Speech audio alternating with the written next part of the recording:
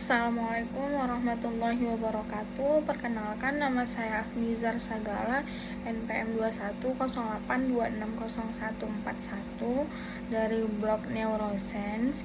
Ingin mempresentasikan mind map saya yang berjudul tentang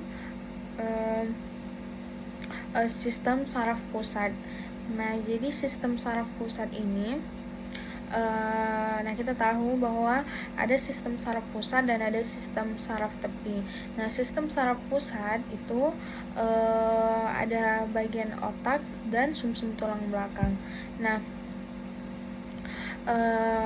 otak atau brain. Kemudian, otak itu berfungsi untuk mengendalikan bagaimana tubuh manusia bekerja. Contohnya gerakan sadar maupun gerakan tidak sadar. Nah, gerakan sadar itu contohnya seperti mengendalikan bicep, tricep, dan otot-otot sadar lainnya. Nah, sedangkan gerakan yang tidak sadar itu seperti sistem saraf otonom, meningkatkan detak jantung lebih cepat.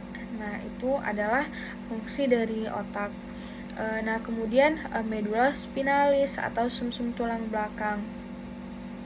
Nah, jadi medula spinalis ini berperan langsung dalam proses gerak refleks. Nah, selanjutnya dari bagian anatomi dari brain atau otak. Nah, itu ada cerebrum, diencephalon, cerebellum, dan brainstem. Nah, untuk cerebrum sendiri, jadi cerebrum itu juga sering dikenal dengan otak besar. Itu fungsinya sebagai pusat kegiatan-kegiatan yang disadari seperti berbicara, melihat, mendengar, berpikir, mengingat, dan bergerak. Nah, di cerebrum ini juga ada korteks cerebri. Nah, di korteks cerebri ini terdapat lobus-lobus. Nah, ada lobus frontalis, lobus parietal, dextra sinistra, lobus temporalis, dextra sinistra, dan lobus occipital. Nah, selanjutnya ada diencephalon. Nah, diencephalon itu ada talamus dan hipotalamus. Nah, talamus itu sendiri adalah massa abu-abu yang besar di sekitar ventrikel otak. Nah, jadi daerah spesifik dalam talamus ini menerima akson dari medula atau batang otak, cerebellum, basal ganglia, dan bagian variasi dari cerebellum.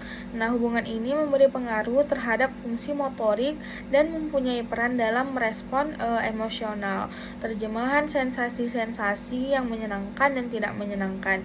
Nah, berfungsi juga sebagai pemancar bagi impuls yang sampai di otak dan di medula spinalis. Nah, jadi hipotalamus terlibat juga dalam aktivitas sehari-hari yang berbeda seperti makan atau minum, dalam mengontrol suhu tubuh dan pemeliharaan energi, dalam proses menghafal dan dalam kontrol stres. Jadi hipotalamus juga memodulasi sistem endokrin melalui hubungannya dengan kelenjar hipofisis. Nah, selanjutnya ada cerebellum. Nah, cerebellum ini atau juga sering disebut dengan otak kecil. Jadi otak kecil atau cerebellum itu terletak di bagian belakang kepala, dekat dengan ujung leher bagian atas. Jadi cerebellum ini mengontrol banyak fungsi otomatis otak, di antaranya mengatur sikap atau posisi tubuh, mengkontrol keseimbangan, koordinasi otot dan gerakan tubuh. Kemudian menyimpan dan melaksanakan serangkaian gerakan otomatis yang dipelajari seperti gerakan mengendarai mobil, gerakan tangan saat menulis, gerakan mengunci pintu, dan sebagainya. Nah, selanjutnya ada brainstem, atau dikenal juga dengan batang otak. Nah, jadi batang otak ini berfungsi untuk mengatur refleks fisiologi seperti kecepatan napas, denyut jantung, suhu tubuh, tekanan darah, dan kegiatan lain yang disadari. Nah, untuk brainstem, nah itu ada mesencephalon, pons, dan medula oblongata. Nah, selanjutnya kita akan membahas di bagian medula spinalis. Jadi secara anatomi, medula spinalis itu berawal dari medula oblongata ke arah kaudal, foramen magnum berakhir di antara vertebra lumbal 1 dan lumbal 2, atau juga sebagai penghubung otak dengan seluruh tubuh atau perifer. Nah, berperan langsung juga dalam proses gerak refleks, mengandung 31 pasang saraf spinal. Nah, kemudian jadi sumsum tulang belakang itu ada serviks, ada torakal, lumbal, sakral, koksigeal, penebalan serviks, lumbal, terus ada cauda equina, conus medullaris, dan filum terminal. Nah, kemudian terdiri dari dua lapis substansi, yaitu substansi Gracia medulla spinalis atau gray matter spinal cord, kemudian substansi alba medulla spinalis atau white matter spinal cord. Jadi sumsum tulang belakang atau medulla spinalis ini berfungsi juga membawa rangsangan dari seluruh tubuh menuju otak dan membawa respon dari otak ke efektor untuk menanggapi rangsang. Nah, fungsi ini dapat dilakukan karena medula spinalis ini membentuk percabangan ke seluruh bagian tubuh yang disebut sistem syaraf tepi. Nah, jadi tadi ada gray matter dan white matter. Nah, untuk gray matter ini bentuknya itu seperti huruf H di lapisan dalamnya. Nah, kemudian terdiri dari badan sel, akson, tak bermielin, dendrit, dan saraf glia. Nah, jadi tanduk posterior itu mengandung interneuron, menghantarkan informasi dari badan sel di luar sumsum tulang ke sumsum tulang.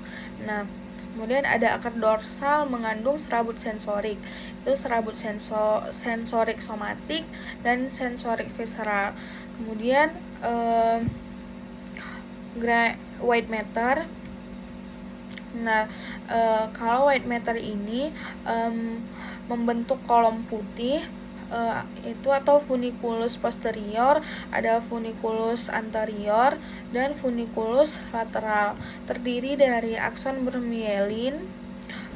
Nah, jadi fungsi dari white matter itu sendiri untuk memungkinkan komunikasi di antara sumsum tulang belakang dan antara otak dan sumsum tulang.